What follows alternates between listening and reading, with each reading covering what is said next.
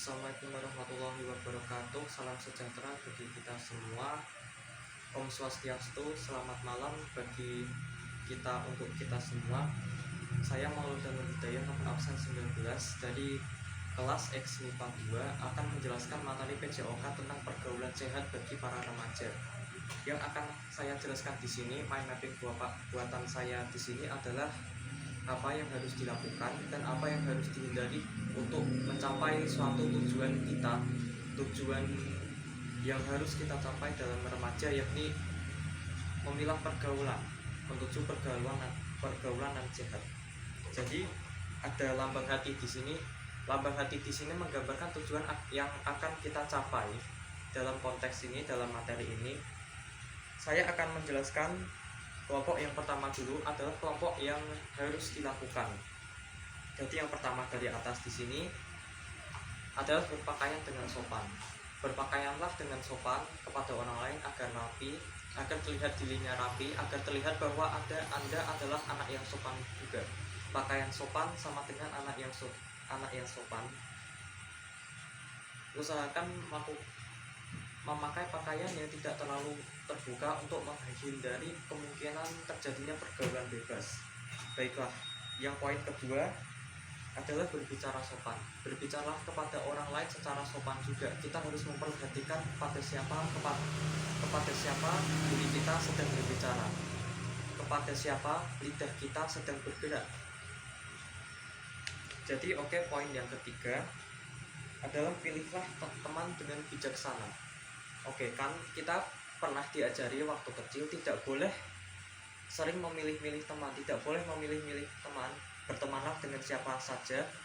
Itu sebenarnya iya bisa juga, namun di satu sisi dalam materi yang berbeda, dalam konteks yang berbeda pula, kita diharuskan memilih teman.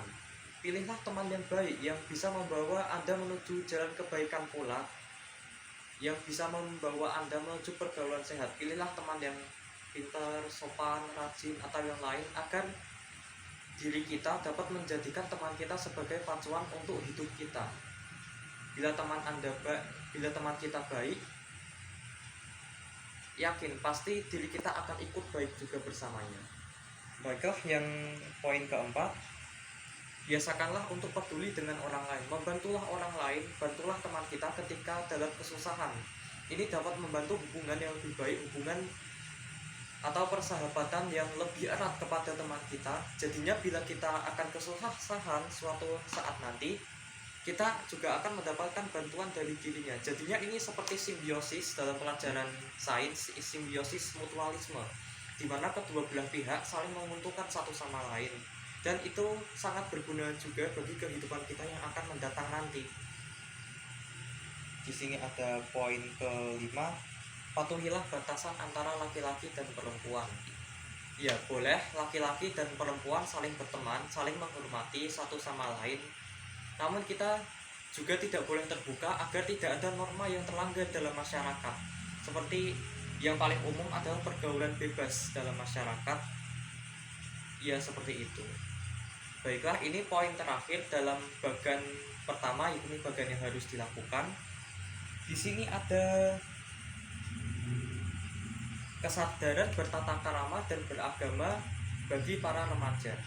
Apapun agama Anda, apapun kepercayaan Anda, patuhilah aturan agama Anda yang mengajarkan untuk kebaikan. Tidak ada agama yang mengajarkan untuk kejahatan. Bila suatu kejahatan dilakukan atas dasar nama agama, itu bukan kesalahan dari sistem norma agama tersebut, tapi kesalahan dari orang tersebut yang mungkin mensalahpahami aturan yang ada dari agama tersebut. Jadinya seperti contohnya untuk pergaulan sehat itu bagi para remaja adalah memperkuat iman kita untuk tidak melakukan pergaulan bebas, untuk segera menuju jalan yang benar, melakukan pergaulan yang sehat. Dan tata krama hampir sama dengan sopan santun. Kita harus memiliki batasan dalam melakukan sesuatu, batasan dalam bergaul, batasan dalam melakukan apa aja. Batasan-batasan itu seharusnya didasarkan atas kebaikan, tidak seperti tidak boleh memotong pembicaraan orang lain, yakni batasan dalam pembicaraan kepada orang lain. Jadi menuju section kedua, yakni section yang berisi hal-hal yang harus kita hindari.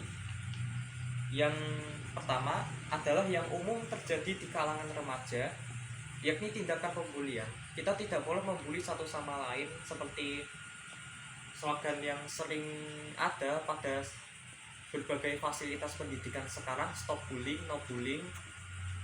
Bayangkan kita ada di sisi orang yang dibully, tentu pasti kita akan merasa sedih, merasa tertindas, dan merasa dibatasi. Dunia akan sempit bila kita sedang dibully. Dan oleh karena itu, bila kamu tidak ingin disakiti orang lain, berhentilah Anda untuk menyakiti orang lain, terutama jika orang itu tidak memiliki kesalahan apapun, terutama jika orang yang kalian bully itu tidak memiliki kesalahan apapun sama sekali. Baiklah, yang bagian kedua adalah tentu saja yang sudah umum dibicarakan dalam pendidikan kita kali ini, atau mungkin sejak SMP atau sejak kecil kita sudah diajari, yakni pergaulan bebas.